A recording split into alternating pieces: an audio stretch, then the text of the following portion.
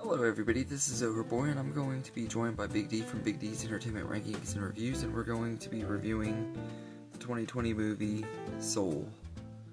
So in this movie, we follow Joe Gardner, who is a middle school teacher with a love for jazz music, and after a successful audition at the Half Note Club, he suddenly gets into an accident that separates his soul from his body, and is transported to the U Seminar, a center in which souls develop and gain possessions before being transported into a newborn child. And Joe must enlist help from the other souls in training, like 22, a soul who has spent eons in the U Seminar, in order to get back to Earth. So before I do my part, I'm gonna let Big D do his part, so take it away, Big D. Hey everyone, this is the Big D. I'm back again with Overboy, collabing on another Disney Pixar film. This time it's gonna be Pixar's other 2020 film, Soul. First off, I like this film story. It follows the story of Joe Gardner, a middle school teacher and aspiring pianist who falls into a coma following an accident and seeks to reunite his separated soul and body in time for his big break as a jazz musician. Now, at first, I didn't know what to expect of this, as I think I would feel like I'm seeing Inside Out all over again, in a way, sort of, but in a different setting, though. However, after seeing it, I have come to like this film for what it has to offer. Seeing the soul get back into the body, but in a different one though, while another one gets put into Joe's body. I like what happens when Joe's soul gets put into that of a body of a cat, while this cynical soul with a dim view of life on Earth, known as 22, takes over Joe's body. For the voice acting cast, I really like Jamie Foxx's performance as Joe. He did an exceptionally good job.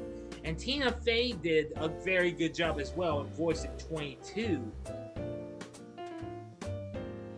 The film also has a pretty good voice acting cast to go alongside Fox and Faye, including Graham Norton, Rachel House, Felicia Rashad, and Questlove of the band The Roots, as well as Angela Bassett. They were all really good. I am going to say that I've only watched this twice since it debuted on Disney Plus back in 2020, since despite it failed to come to us because the pandemic occurred earlier that year. I've come to like this film. Well, I agree with what critics say. The film's craftsmanship is good, so is the story, the characters, the themes, the ideas, sound design, the creativity, and even the emotional weight make this film a very, very good Disney Pixar film.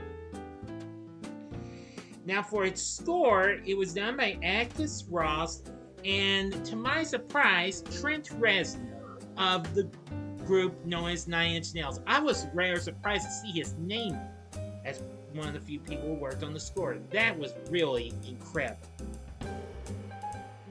And I also really liked the direction that was given to this film from Pete Docter, who had recently directed other Pixar films like Monsters Incorporated, Up, and Inside Out. He did an exceptionally good job in directing this film. So from my point of view, I think Soul was such an incredible Disney Pixar film. Not really sure how high it would be if I ranked all the Disney Pixar films as of now. It would probably come close to the top 10 or maybe somewhat in the top 10.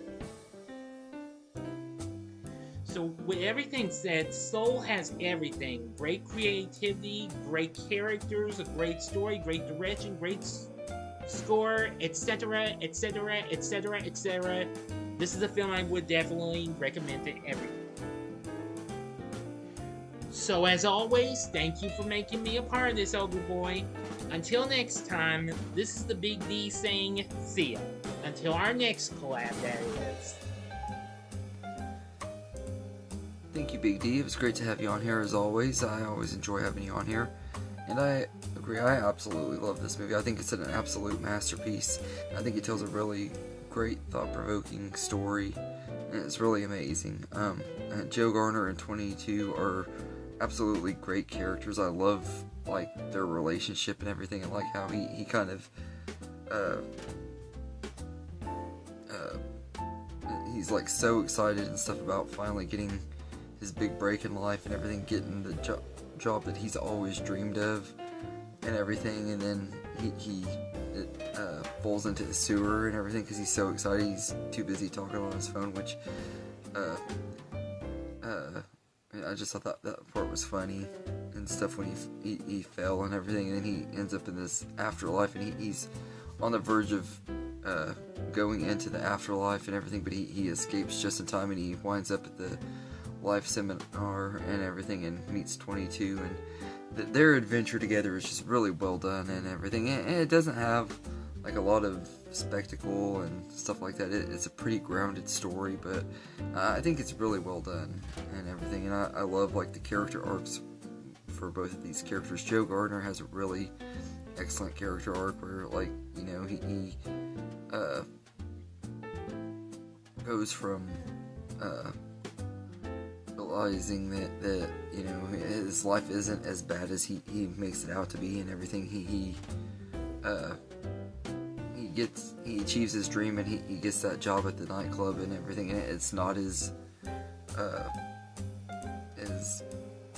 good to him as he expected it to be. He didn't have that amazing feeling that he was always expecting and stuff when he first started working there and everything, which I thought was really well written and stuff. Is like pretty much a good message saying that, you know, just because your dreams can come true, sometimes you'll get them to come true and realize that the stuff you've done along the way is more important and stuff, and he kind of chooses the meaning of life with friends and family and teaching the kids at his school and stuff and everything. I just love that. I thought it was really well done and everything. And 22's character arc of not really wanting to live and stuff because she doesn't really, I think she's scared of change and all that and everything, and just not really understanding life and everything and the meaning of life and stuff. And it just has a lot of really great